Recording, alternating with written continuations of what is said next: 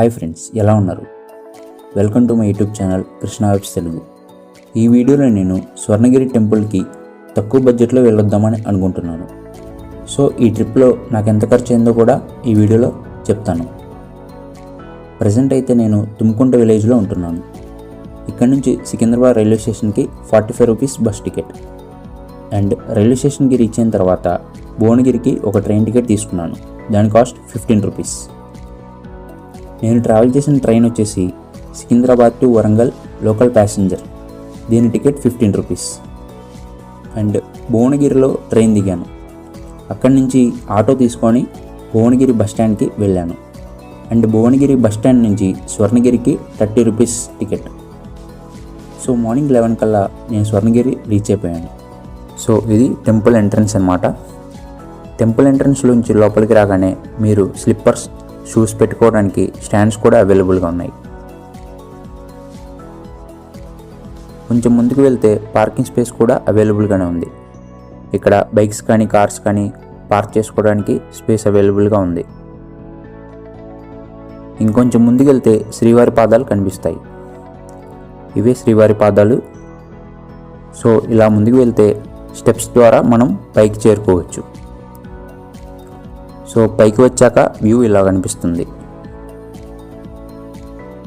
So ఇక్కడ మీరు mobiles పెట్టుకోవడానికి మొబైల్ కౌంటర్స్ కూడా ఉన్నాయి. మీరు మొబైల్ ఇచ్చి 5 రూపీస్ ఇస్తే మీకు టోకెన్ ఇస్తారు. మీకు దర్శనం అయిన తర్వాత ఆ టోకెన్ అక్కడ ఇచ్చేస్తే మీకు మొబైల్ రిటర్న్ ఇచ్చేస్తారు. ఇది స్వర్ణగిరిలోని అన్నప్రసాద మండపం. దర్శనం అయిన తర్వాత మీరు ఇక్కడ భోజనం చేయవచ్చు. ఇక్కడ ఎలాంటి టోకెన్లు అవసరం లేదు.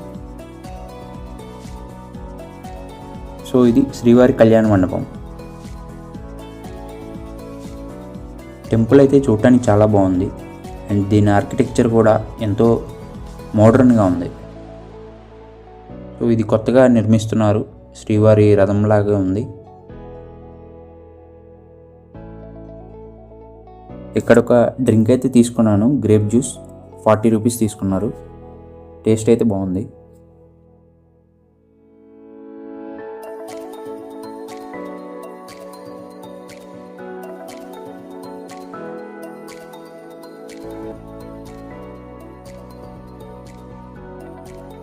సో ఈ టెంపుల్లో మెయిన్ అట్రాక్షన్ వచ్చేసి ఈ శ్రీవారి కోనేరే.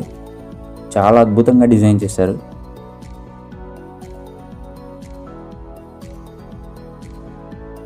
అలా కోనేరు మధ్యలో ఆ స్వామిని చూస్తుంటే మనసు ఎంతో ప్రశాంతంగా ఉంది. సో ఈ టెంపుల్కి స్పెషల్ అట్రాక్షన్ అని చెప్పుకోవచ్చు ఇది మాత్రం.